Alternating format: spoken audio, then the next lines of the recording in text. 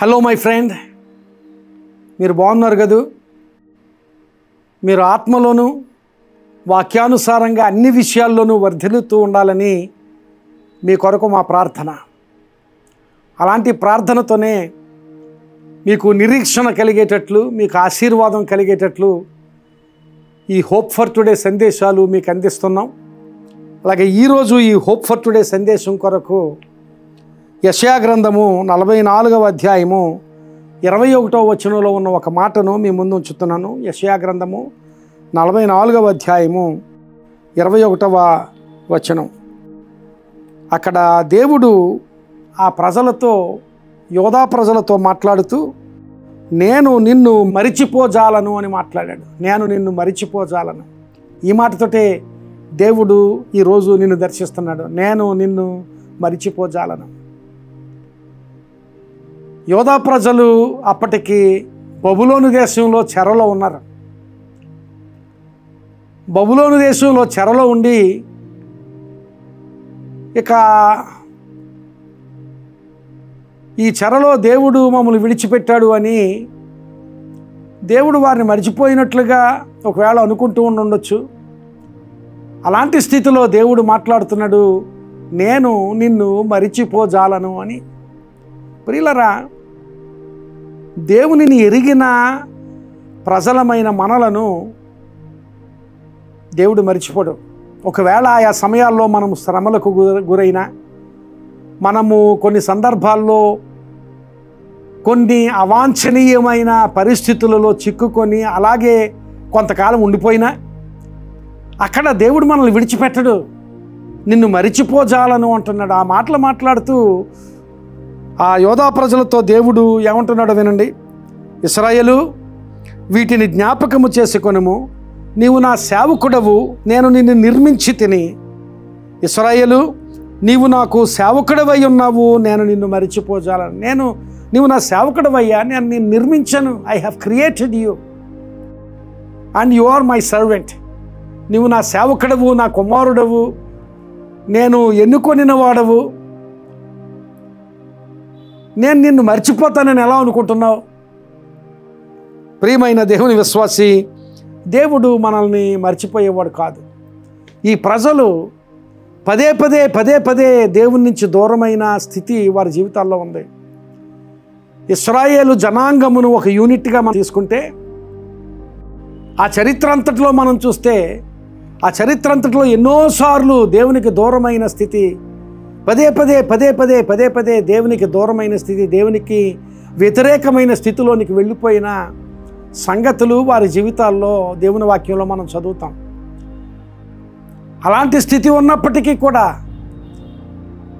ఒకవేళ అలాంటి స్థితిలో కొంతకాలం వాళ్ళు ఉన్నప్పటికీ కూడా దేవుడు మరలా వారితో మాట్లాడుతూ, ఇశ్రాయేలు, నేను నిన్ను మరిచిపోజాలను అంటున్నాడు. నేను మరిచిపోలేనని.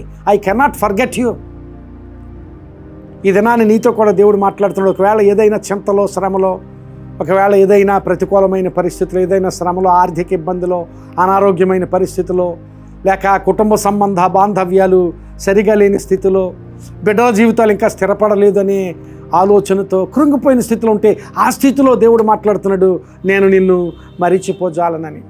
ఆ తర్వాత వచనంలో అంటాడు, నీవు నా వైపు మళ్ళుకోమంటున్నాడు. నీవు దూరం అయిపోయావు, నేను నిన్ను మర్చిపోయాను అనుకుంటూనే నీవు నాకు దూరం అయిపోయావు కనుక నీవు నా వైపు మళ్ళుకో.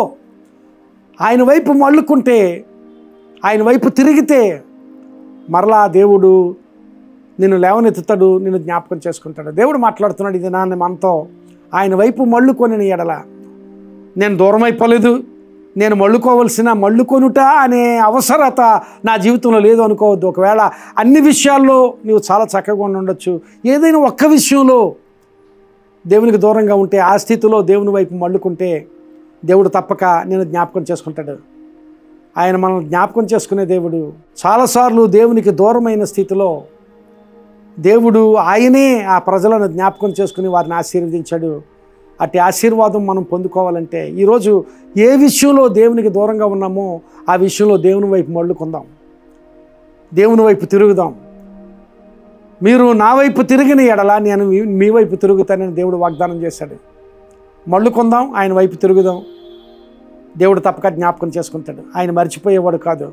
తల్లి తన చంటి పిల్లనైనా మరచును కానీ నేను నిన్ను మరుతున్నా అని ఆయన మాట్లాడాడు. నిజమే, మనల్ని మరువలేడు. కనుక మరిచిపోని దేవుడు, ఆ మరిచిపోని నేను మరువజాలను అనే మాటలో ఆయన నమ్మకత్వాన్ని ప్రకటిస్తున్నాడు. ఒక గొప్ప నిశ్చయతను ప్రకటిస్తున్నాడు. దేవుని మారని ప్రేమను ప్రకటిస్తున్నాడు. అలాంటి మారని ప్రేమతో, ఒక నిశ్చయతతో ఆయన నమ్మకత్వాన్ని ప్రకటిస్తూ నీతో మాట్లాడుతున్నాడు. ఈ దినాన్ని నేను నిన్ను మరిచిపోజాలను. ఆ మాటను స్వీకరించి దేవుని సన్నిధిలో బలపడి ముందుకు సాగు. ఆయన వైపు మళ్ళుకో. ఆయన నిన్ను మరిచిపోకుండా జ్ఞాపకం చేసుకుని నీకు అవసరమైన ఆశీర్వాదాన్ని ఇస్తాడు. అలాంటి ఆశీర్వాదం నీవు పొందుదువుగాక. ఆమేన్. ప్రార్థన చేసుకుందాం. ప్రియుడైన మా తండ్రి, కృపగల మా దేవా, ఈ మాటలు మాతో మాట్లాడినందుకు మీకు స్తోత్రాలు. నిజమే ప్రభు, నీవు మరిచిపోయే దేవుడవు కాదు. నీ ప్రేమ మారని ప్రేమ ప్రభు. నీవు మమ్మల్ని ఆశీర్వదిస్తావు అనేది నిశ్చయతతో కూడిన ఆలోచన ప్రభు. ఎవరైతే ఈ మాటలు విన్నారో వారిని జ్ఞాపకం చేసుకుని, ఒకవేళ ఏ కృంగిన స్థితిలో ఉన్నా, ఏ ప్రతికూలతలో ఉన్నా వారిని మరలా జ్ఞాపకం చేసుకుని వారిని ఆశీర్వదించమని ప్రార్థన చేస్తున్నాను. ఒకవేళ నీకు దూరమైన స్థితి ఏదైనా ఉంటే నీ వైపు మళ్ళుకోగలిగే స్థితి కూడా వారికి దయచేయమని, వారిని ఆశీర్వదించమని, వారిని జ్ఞాపకం చేసుకునమని, నీ కృప వారి జీవితాల్లో విస్తరింపచేయమని యేసు నామమున అడుగుచున్నాను తండ్రి. ఆమేన్. God bless you my friend. May this message be a great blessing to you. ఈ సందేశం నీకు ఆశీర్వాదకరంగా ఉంటే మీకు తెలిసిన వారికి తప్పక ఈ సందేశాన్ని పంపించండి. వారు ఆశీర్వదించబడితే దేవుడు తప్పక మిమ్మల్ని కూడా ఆశీర్వదిస్తాడు. God bless you.